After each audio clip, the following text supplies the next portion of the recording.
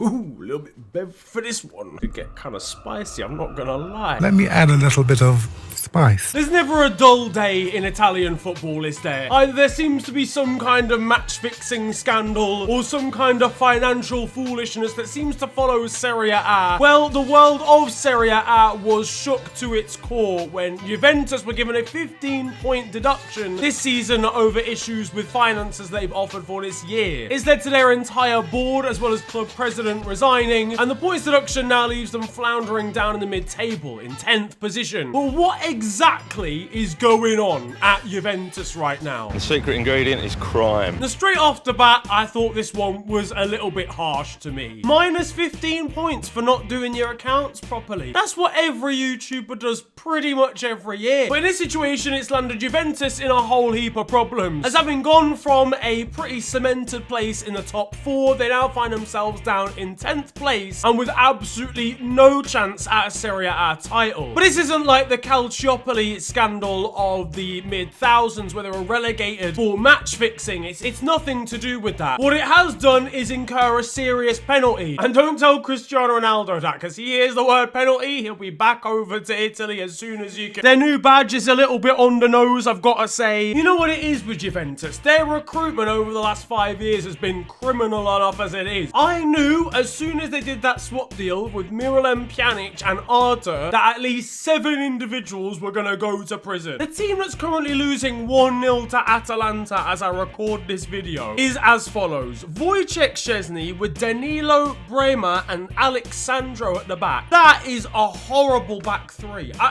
Look, listen, I don't watch Italian football as much as I watch the Premier League, right? But Danilo and Alexandro in a back three in 2023 screams transfer embargo. Midfield, Weston McKennie, Fagioli, Locatelli, Adrian Rabiot and Filip Kostic with Angel Di Maria and Milik up top. On my life, that team does not get into Europe in the Premier League. Honestly, Juventus without some kind of financial ridiculousness every single season would look even more average than they do now. But right, look, let's break it down. What's actually happened? Because this is quite a complex issue, one that I personally had to research quite a lot before I started even filming this video. Because as I said, this is not like the Calciopoli scandal. They're not going to find themselves getting relegated by 2 divisions or anything like that. What there has been is them basically faking their financial results and reports. I'm not going to go into crazy detail because I'm not an accountant by any stretch of the imagination. £36.50 in my bank account does not make me an expert, but they have basically been trying to make their own financial reports look significantly better, I guess maybe to prospective investors or whatever, based on inflating transfer fees that they're getting from other Italian clubs. They're kind of trying to manipulate the transfer market in Italy by selling especially youngsters to other clubs for amounts that are just excessive. So when you sign a player, right, let's say you sign him for £4 million, but you sign him on a 4-year contract, right? When you do all the accounting and shit, you can split it up across the 4 years. In essence, the first season you signed him, you only spend £1 million because it's 4 years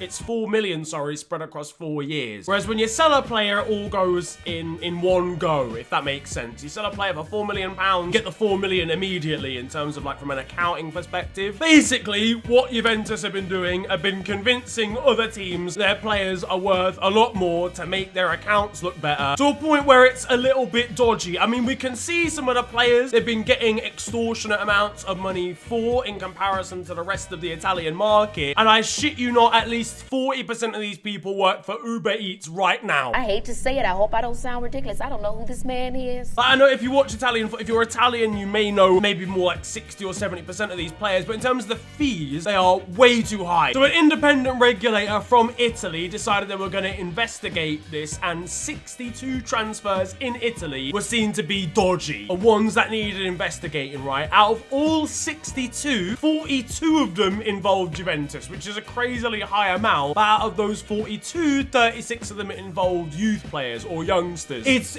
allegedly it's money laundering. But the thing is, it's not really massively important to the game of football, apart from the fact they're receiving maybe more money than like other clubs for the same level of player. But you get that in the world of football anyway. But what's being argued here is it's a systemic thing that Juventus are doing that's fucking up the entire Italian market when it comes to transferred players. For me, the only fair punishment is to take away Pavel Nedved's Ballon d'Or and give it to someone more deserving. Because he, as well as most of the other board of directors at Juventus, decided to resign at the end of 2022. The guy in charge of Juventus's accounts looks a little bit familiar to me. 40% of the profit that they've saved through doing this is going on Paul Pogba's medical bills. Speaking of which, and I haven't seen him being anywhere near vocal enough about this whole situation, you've just got to wonder, where's Paul Pogba in the courtroom in all of this? Rabiot's mum is going to be taking no prisoners when she sees Nedved next. Meanwhile, what even is the interview process if you're going to become an accountant at this football club? Now look, welcome. Thank you very much for coming in. The first question, can you identify what this is? That is €2.50. Incorrect. That is 6.3 million. Why is this even that much of an investigation? It's Juventus at the end of the day. We all know they probably did it. There's also supposedly going to be some kind of UEFA investigation as well when it comes to whether Juventus have actually accounted for FFP correctly as well, because obviously if they've been boosting the numbers from a financial perspective during the COVID period for the league, then obviously they may well have done that for the Champions League as well. All they needed to do is watch what Chelsea have done in this transfer window. Clearly FFP doesn't account for anything. Speaking of them, actually, they need the extra 15 points. Todd Boehly would probably give you about 300 million for them anyway. New Bayern centre-back Matthijs de Ligt was apparently giving evidence during the course of this case. After not necessarily enjoying his time in Italy, he seems happy with the results so far. Their financial advisor's going to be panicking when he sees he's got accounting to do for UEFA competitions as well. I don't know what the fuck to do! I don't know what to do! And apparently this is going to have repercussions for Tottenham as well, as former Juventus sporting director Fabio Paratici is now working for Spurs, and given there's been a lot of bans and disqualifications handed out for different personnel involved in this scandal, he might well be affected too and might well be banned. My expectation